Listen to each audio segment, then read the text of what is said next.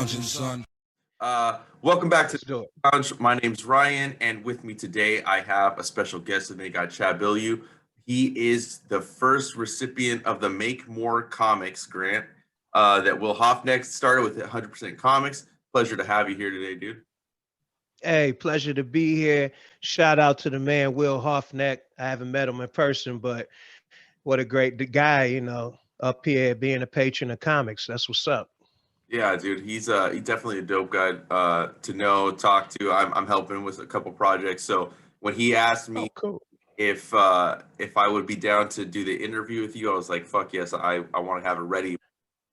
Drop it the day that the announcement is made. So Oh, cool. Well, I appreciate y'all, man. Really, yeah, really. dude. So let's get into you a little bit before we talk about Grant and how that all came to be. You sent me some PDFs of your stuff. I love that kind of shit. I love slice of life, and that's what you're doing. So Yeah, let's talk how you indeed. got it. Let's talk how you got into comics. You know what I mean? And that what made you want to in turn make your own stuff. And how you Um, ended up in Amsterdam. Let's because that's the name of your book, Chad in Amsterdam. I gotta know yeah, yeah. you leave the U.S. I mean, I can understand why you left here, but let's hear your story. Okay, well, I guess we could start with the Amsterdam one. And I mean, I came because I was able to. Uh, I don't hate the U.S. I quite love my country. You know what I'm Yeah, saying? We're like any country. We got a lot of things to work out, but we got a lot of good facets too. So I had graduated from university, and I knew because of previous studies, if you want to leave studying at a university is a good way to do it. So I applied. I got into a program here at the University of Amsterdam, and I had actually visited Amsterdam like I don't know, like 5 times before I moved here. So I knew hmm I liked it, and I thought, well, I got into a few other schools, University of Puerto Rico, University of Hawaii, but I was like, I'm American. I can go to these places. So why not try the spot that I'm not supposed to be at?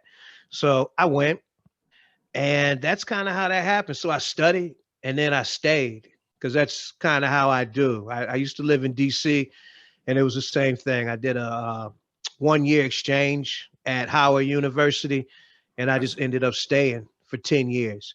So same thing here, and I ended up staying 12 years. So again, not one of those things where I hate my country or nothing like that.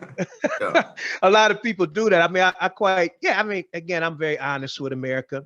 It's, given my particular politics, there's certain things I think we could be doing better, but we do a lot of good stuff. Hey, if you can move to another country, why not? Why not try it? You know what I'm saying? agree that we have a lot that we should be working on as a country, but Cali's just it's crazy out here, dude. It's crazy how expensive it is to live. So It is. That's the one thing because I love Cali, but it's so expensive, and I'm like that. I don't do any programming or data, this, that, and the other. So I'd be short there. I mean, I love SoCal. I've been to LA, San Diego a few times, and the Bay Area. I love them all. It's just so expensive. I'm like, I can't live there. yeah, So yeah. yeah, Cali was an option, no doubt. Yeah. Well, can you share how your love of comics started, and then take us to 2018 when you dropped that first Chad in Amsterdam?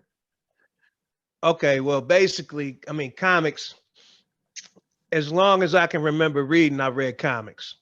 hmm Uh, I found, I'm pretty sure it's the first comic I ever read. I was in Toronto, went to this one store, and I saw like hot stuff because they used to have Casper the Friendly Ghost. Yeah, the Harvey I didn't, comics. yeah, I didn't like he was a punk, so I liked Hot Stuff. Hot Stuff was this mischievous devil. So that was really the book that got me into it. And as you grow, your tastes expand and mature. So I started getting into like Daredevil, Green Lantern, X-Men, all the super stuff. I loved all the super stuff when I was young. And then certain certain titles kind of turned me out and broadened my perspective. Being, the great year of '86, I was 11 in that year. So I remember going to the comic book store, buying Watchmen, buying Electro Assassin, Mm. buying Dark Knight Returns.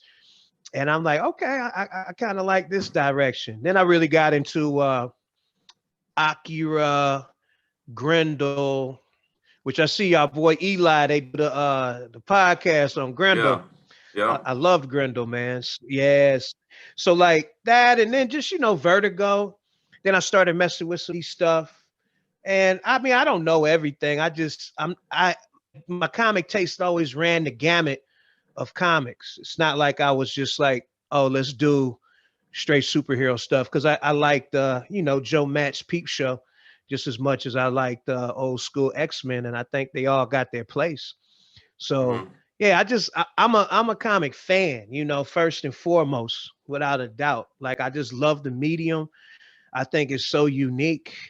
Just this juxtaposition of words and pictures is brilliant. There's nothing like it. Like, and it's funny if as a writer, as a creator, I know a lot of people they want to get into the film world and whatnot. And I feel that, but you don't got money to make a feature length film, you know what I'm saying? Yeah. But you can write up a nice script, and if you can't draw, you can seek out uh, an artist, and you can make that reality on comics. And I mean, I'm an avid reader of what they get normal books as well, but just comics. Just I would rather buy comics and then get my books from the library or borrow them. I mean, it's just like for me, it's exciting. There's nothing like a comic, man. It just that's my number one medium. So yeah, I'm huge comic fan. Always been. I mean, there's tons of titles I get into and love. So that's how that came about, really. Oh yeah. My love of them. It's a lifelong thing.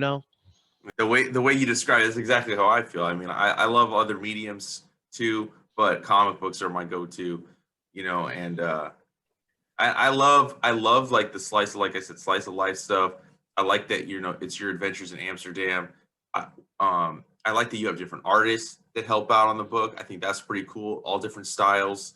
I was wondering if you Right. could share about like why that, and then also that Curtis Blow, you meeting him in Amsterdam. It was so weird that that was in the book when I read it, because I had just read Hip Hop Family Tree for the podcast this week, and Uh-huh. very prominent in that first book, like right at the end of it. So I just thought it was the synergy of it was pretty cool. So I was wondering if you could talk about, Chad in Amsterdam, different artists, and then what was it like meeting Curtis Blow, like running into him on the streets in Amsterdam?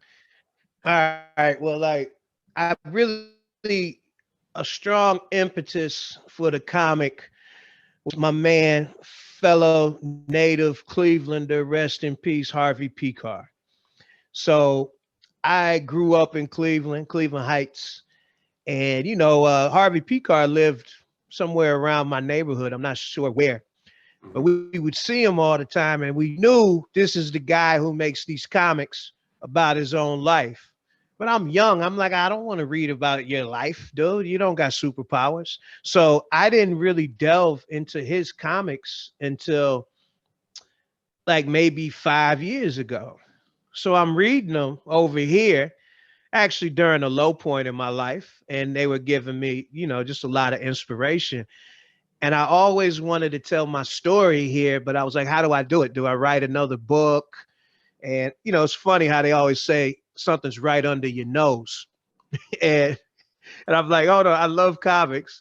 I think I can do them, because I study the comics. I like to see. That's why I like, folks who really delve into it. I like the kayfabe boys because they give you. It's like it's like sitting in on a university class about comics. It's not just the art or the story, but it's also how things are done. So, well, I was thinking like, what is the best way to tell my story? And I used to do a lot of photography, and also did a lot of writing too. So I'm like, well, I got the guts for comics anyway. Let's put these two together. And I know comics fairly well. You know, I don't know him as I'm not going to get into it. Who knows him better? But I know what I know, and I felt Mhm. good. I felt confident enough that I could make them, write them, and draw on occasion because I'm kind of lazy with my drawing. I should Mhm. draw more. But so that's how that came about. So really, like you know, Harvey Picard, really a fellow Clevelander, and you know, he's also does this slice of life, and I figured I could do it but not be like him because I'm not really like Harvey Picard. We're both pretty curmudgeonly to a degree, but I'm far more a hip hop guy. He's far more, you know, blues jazz guy.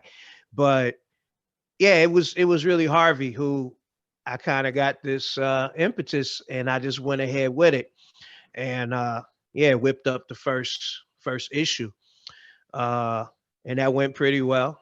So Mhm. second, third, fourth, fifth, and yeah, I'm working on the sixth right now. Okay. But you asked me about Curtis Blow. Yeah. that was uh that was an interesting one, man, because he kind of just popped out of nowhere. like Yeah. I didn't plan to meet him. He was just talking about I said old school. It wasn't in regard at all to hip hop. Mhm. So when I said it, he was like, did somebody say old school? As in old school hip hop? And you Yeah. kind of like, so I turned around and I see this guy and I'm looking, I'm like, who is this man? So I'm looking, you know, dude's in his 50s. And I tried to convey that in the comic. I hope I did it. Again, it was my first issue. I really can't stand my first issue for the most part. I'm sure most comic guys are like that, but I was really looking at this dude. And I'm like, who in the hell is this? So I'm squinting and I'm like, Curtis Blow? He's like, hey, you don't stop. And I'm like, oh my God. Like, he's really lucky I know hip hop. And I'm the age that I am because I know tons of people who would have been like, who is this guy? So it was rather awkward. I'm not going to say it wasn't. I got nothing but respect for Curtis Blow, man. That's the first hip hop superstar. I got nothing but respect for him. But I mean, the brother, you know, respectfully, he was looking for a compliment that day, and he got it from me. so that's how that went. And I guess I did that just to kind of show that's the sort of city Amsterdam is. People love it. People visit. And I guess like stardom is not really the same here. Okay, Mhm. I'll start over again. Like stardom's really not the same here as it is in the States. Right. I don't think most people really care, you know? So, and I really don't care. I mean, I know stars take shits like I do, but I respect their acumen and what they create. So that was that. It was really weird. So yeah, you could see anyone walking around these streets any given day, and most people are leaving them alone. They're not asking them for autographs and whatnot. I mean, I live in the red light district. I saw Usher not too Mhm. long ago, a few years ago. So that's kind of common.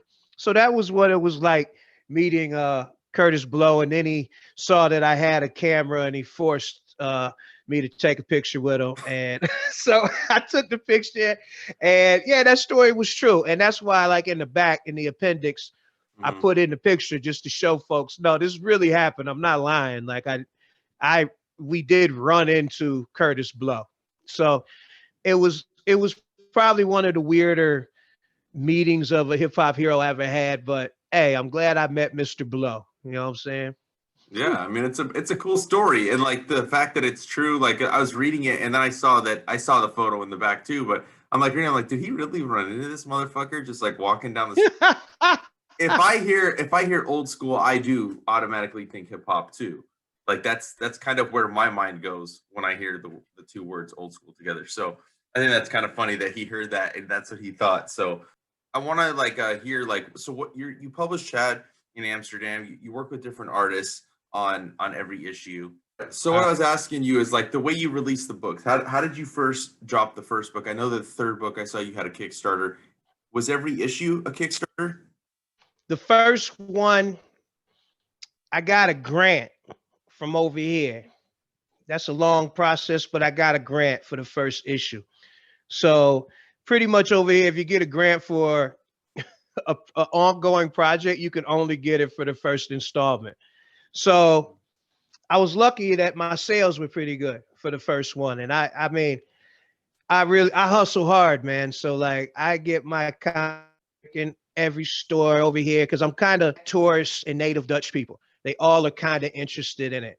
So Mhm. I go to a lot of bookstores, sometimes modern art museums, so I can play off of all three of those groups. So I get the sales were pretty good, enough to do a second one. So I went ahead and did the second, like on my own accord. A lot of this is just me investing, my girl investing. I kind of believe in what I'm doing. So by the time the third one came out, I did a Kickstarter because I had a couple of bigger names in that third issue. Mhm. We had Bernie Miro of the Jam and Grindel and Dr. Robot fame. I reached out to Bernie. He drew a story for me. And then I had Gary Dumb, who is also, he was, I believe, Harvey P. Carr's most frequent collaborator on American Splendor. So I had those guys, and I kind of felt like I was doing my thing. Yeah, I'll go for a Kickstarter, but I don't Kickstart every one, and I Mhm. probably won't do it again until I have maybe a collected edition or another different comic. I don't want to rely on that. Mhm.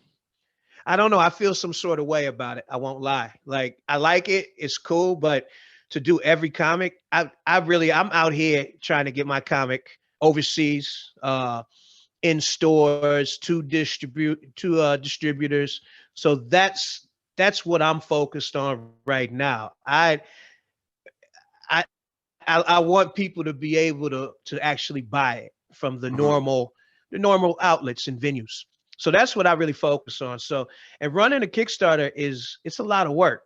I'll do another one day, but not right now. Right now I'm cool and I'd rather just show up, put the comic in stores here, do my festivals because I do a decent amount of festivals, and then of course COVID hit us. But so that's how I approach it. There'll be another Kickstarter, but it may or may not be for Chad in Amsterdam. It might be for another project. Can you, and I'm curious All too, right. how uh how did you hook up with Will? How did you hear about the Make More Comics grant? Um, and what was the process of you thinking like, okay, like I want to submit to this? I heard I from being on cartoonist kayfabe, ringside seats, you're gonna see William Hoffneck's name because Yeah, he likes everything. yeah. So like I saw him and then they made mention of the grant. And then I saw it on Twitter as well.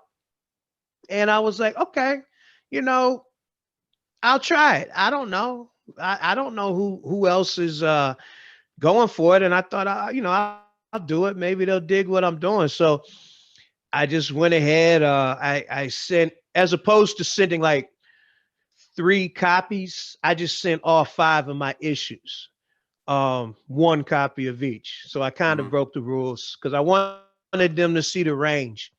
So I guess that worked. And I guess they liked what I did. I didn't expect a lot, just because I don't know.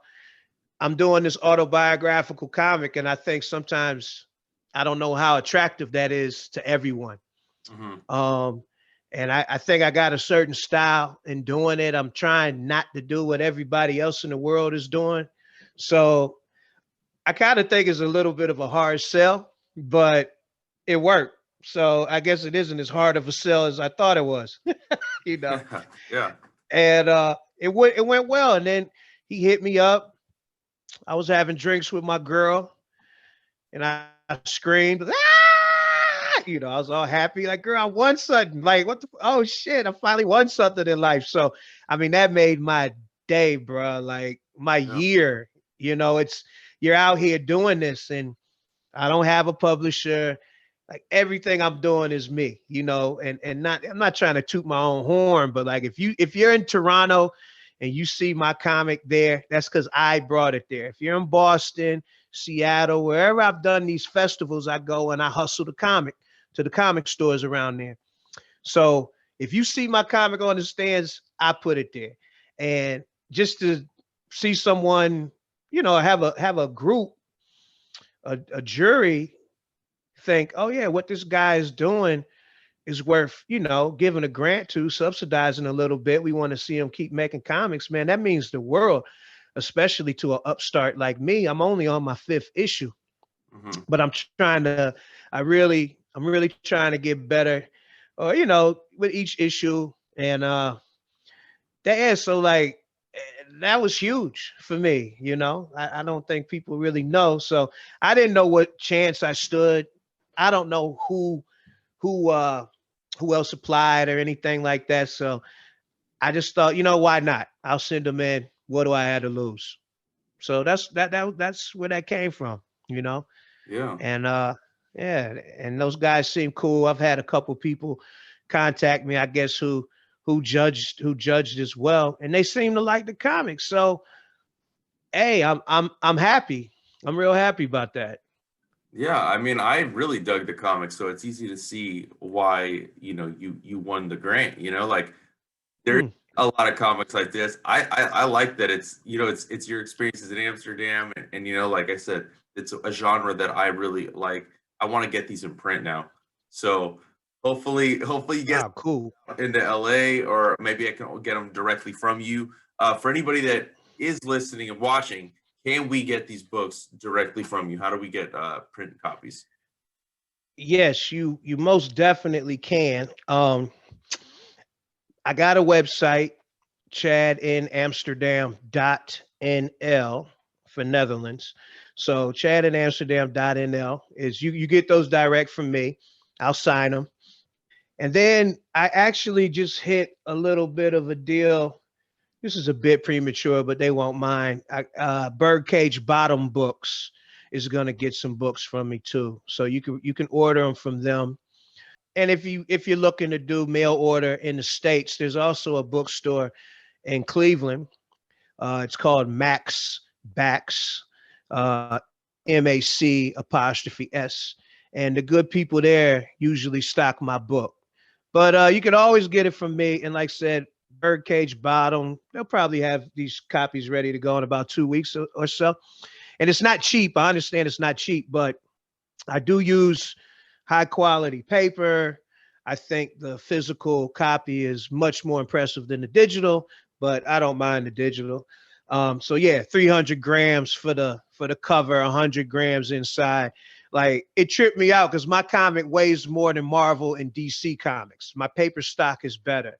Yeah. So although it isn't, yeah, it's a little expensive. I won't lie, but who I kind of saw their book and it inspired me was the homie Noah Van Sciver with his Blammo, because Blammo's a great comic, and Hmm. it's not only is it a great comic, it's a well-made floppy. The paper stock is heavy, and I think it costs like $10, but it's worth it. You know what I'm saying? And Yeah. I like that. I like the quality. I think that's one thing where we can kind of separate ourselves from the pros, is just to put a little bit more care into our actual product. So that's what I do. So you're not going to get, it's not that floppy. It's a little bit more rigid. So yeah, and if you order them straight from me, I'll throw in a few goodies, some stickers, and I'll definitely sign your copies as well. I have no problem with that. I don't feel that my signature is worth money. you know, that's just me. Word. Well, I definitely want to get the print copies because for me, I will read digital Mm-hmm. so that I can like talk to someone like yourself or other creators. But there's nothing beats that physical item in your hand. Like it's all that for me. That's the experience when I'm reading a comic. Like I like to have that paper in my hand. This, like old comics. Like I won't get trades. Like I'll get a shitty copy of an old comic because I like the smell of the newsprint. I know that's kind of weird, but that's just Mm. how I am. So Well, I'm on your team, right? And yeah. when you're a comic aficionado, a lot of people don't get it. I was just at the store. Yeah, I saw a Marvel 2-in-1. I love the thing. I always like the thing. So I'm like, I want this issue. I don't have a whole run, but I want that one issue. And there's something to me about a tangible copy. It's you you know, if you I know I'm not saying nothing slick to you. I'm preaching to the choir right now, but for those people who do like digital comics, I challenge you to go to the store, peruse, and buy some physical stuff. It's just way better. And then you become addicts like us and you're doing it every week. Yeah. But it's a better experience for me. And then yeah, I'm physical copy. Plus, one thing I've noticed in the comic game, if you really like, nothing wrong with buying digital. It's kind of nice for us creators because there's no overhead on a digital copy. It's Hmm. all profit. But when you buy those floppies, that's what lets trade paperbacks exist. So Yeah. when you buy each floppy, you've dedicated yourself. I don't know, maybe at issue 7 or 8, it's about time for me to do a trade paperback or a hardcover, whatever I'm gonna do. But it's all the people who bought it on the way to that really make the difference. Because if you're printing up, you need to get that money back with that small profit on top, and that's what lets us do that next issue. Hmm. So for all the people who buy physical copies, man, I love y'all. Thank you. And for me, that's the way. So I even if I'm doing a festival, I'm gonna walk around and see the people I like my man Nartoons. I was like, dude, I gotta have a copy. I need that physical. I need that tangible copy. So I hear you, and I appreciate that. Yeah, dude. Of course, man. What are we gonna expect next? You have 5 issues in the can. What is the Yeah. what are you going to do with the grant money? Is that going to be to kind of help make the next book, or is this going to be to help get it more distributed a little bit wider than it is right now? Good question. I was actually thinking, what will I do with the grant money? Well, I'm not gonna smoke it up. I quit smoking, so that's not gonna happen. Uh, I've I, I think something new, and it deals with superpowers. I don't know when it'll come out, but I'm working with a guy, and it's superpower. And there's a guy I work with, a decent pitch for this new superpowered project, or it'll just go, yeah. I mean, it'll go somewhere good. But it'll definitely go. Tell you the truth, man, it's not even gonna go to me. It's gonna go to whatever artist I'm writing Yeah, for. So they're gonna get paid, and I'm not gonna get paid. But that helps me so much. And right. then that way, yeah, it's just any bit of money helps. And then I want to have these well, the new issue will be ready. I'm going to Thought Bubble in Yorkshire in the UK in November. So it'll go towards a new issue. Okay, Either cool. that or like this new thing me and Danny are working on. And both of them, I think people are gonna enjoy both of them. They're nice, good projects. So I got a couple things in the can because I want to diversify too. I just don't want to be known as the guy that makes the comic about his life in Amsterdam forever. Hmm. I Yeah. want to I want to do something else, which I will. But this is working fine for me now, and I don't know. Maybe I got. It all depends on the sales, man. So I might have. I don't know. I feel I can hit at least issue 16. I'm pretty sure I could at least do that, maybe more, because it's an interesting place. And then sometimes I try to focus on things that aren't necessarily about me, but more Hmm. so about the city. Because I mean, Chad in Amsterdam. So you really got two main characters in this story, myself and Amsterdam. And I can flip back between that. Because one story I'm telling in number 6, I'm not in it. It's just we're talking about some World War II related stuff. So it should be pretty interesting. Okay. All right. Well, I'm just Yeah, excited yeah. for fucking all this stuff. And I can't wait to. I stopped. I only read issue 3. And I'm like, I'm just gonna wait. I'm gonna get the physical and then finish off these last two with them in my hand. So everybody that's listening and watching, I'm gonna drop the links down below so you guys can check out the book. Um, and before we kind of wrap it up, I was just curious. What stuff are you currently into right now? What comics are you digging that you want to give a shout out to that you want to recommend?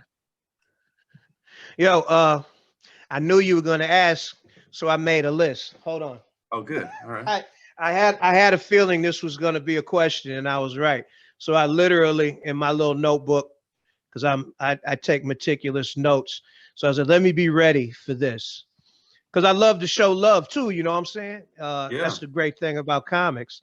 All right. Well, first off, I've been into this French guy named Tardi, Tardi. Man, he's phenomenal.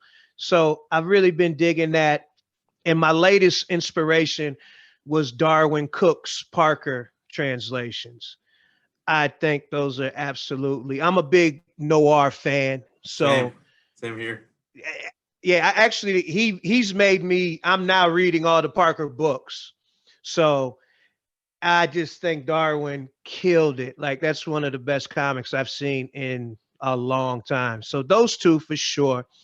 And then I'm digging well anything Brubaker and Phillips. So the Reckless series, I'm gonna get that. I like this Alice Colt guy. Yeah. I hope I'm saying his name right. I'm not sure, but he's good. Like he did Zero and Lost Soldiers, and for me, the New World. Anything he write, I'ma get. That dude is. I like him a lot. So then I like Future by Tomi Mustari. He's this Finnish guy, and he writes and draws everything, but he doesn't have a style. So you think it's drawn by a bunch of different people. Every so let's see what else. Undone by Blood. I'm reading that. The Department of Truth. That Texas Blood. Ginseng Roots, because I think Yes. Craig Thompson is one of the best artists in comics. And and to be real fair, like I read, I'm like, what is this about him farming? I know. And but it works. So It yeah. works because he really knows how to take a mundane topic and really bring the beauty out. So I'm loving that. There's a new comic I just read the first issue called The Good Asian. That was Yeah. really good. That was a dope That book. was really dope. Uh, I'm feeling. I like Ram V too. So a Ram 5, I don't know what his name is. I only know these guys from reading. So the many deaths of Layla Starr. I like that first issue, and I'm liking what he's doing on Swamp Thing. Ultra Mega. I've got that's dope. The art is fantastic, and then Beta Ray Bill. Oh yeah. By Book Daniel is Warren Johnson. that book is so dope. So it's so dope, and that's everything you want. At least I want from superhero comic. Yeah, dude. Yeah, it's a fucking awesome book for sure. And a shout out for some old stuff. I just discovered Jessica Abel, her old stuff from the 90s. She did a comic called Art Babe, and I just really liked it. Art was good, stories were nice. She has a reprint series I found called Soundtrack, and it's dope. She's got a I don't know, it's just kind of like a mature storytelling form. And I really like David Collier. He's he had a comic called Collier's back in the 90s, aughties, and he now is doing more graphic novel stuff. I know he's worked with Drawn and Quarterly and whatnot, but he's like some military dude from Ontario, Okay. and really makes really verbose but really good stories, and he just hits that humanity for me. I really love David Collier. He's one of my favorites. So that, and then I check out a lot of old stuff too that I may have missed, or just go back to refer for inspiration. But I think that's a decent list. Yeah, I dude. hope that Yeah. answers your question. Yeah, Cool. man. I Yeah. mean, Yeah. you shouted out some books I'm loving, but you also shout out some stuff that I'm gonna definitely go check out some of the old stuff. On Oh, cool. Cool. sure. Before we get out of here, I want to thank you for taking time out to chat with me. I know that it's been difficult because of the technical difficulties, but I appreciate you bearing with it and talk, Oh, dude. I've had a blast. hey, likewise, man. I appreciate you. The problem's probably on my end. Like I said, I'm kind of a Luddite. So I never video conference or do anything. So I'm sure it's on my end. So I appreciate your patience. You know what I'm Oh, saying? of course, dude. I wanted to do this with you today, and I'm excited for people to check it out, check out your work. And for them to do that, where can they find you online? All those links are going to be dropped down below. Cool. Yeah. Chad in Amsterdam .nl. That's the best place. And then follow me. You can follow me on Instagram. Everything is Chad in Amsterdam. Real easy. Don't follow me on Twitter. Sometimes I get too curmudgeonly and you'll be like, what's wrong with this guy? So yeah, just follow me on Instagram and everything is good. You know what I mean? All right, cool. So again, thank you for taking time to talk with me, dude. It's been a blast, and congratulations again on the Make More Comics grant. And I can't wait to get those physical copies, bro. And anytime you want to chat, anytime you want projects you want to promote, I'm happy to help, dude. Hey, appreciate you guys, Brian. Like Ryan, that's good shit, man. I really a big deal. Really appreciate you, William. Y'all doing good things, man, for comics. Let's keep it in the community and keep pulling new people into it. You know what I mean? We'll get them. Oh, hell We'll, yeah, dude. we'll get them. All Cool, right, man. man. We'll talk to you All soon. right.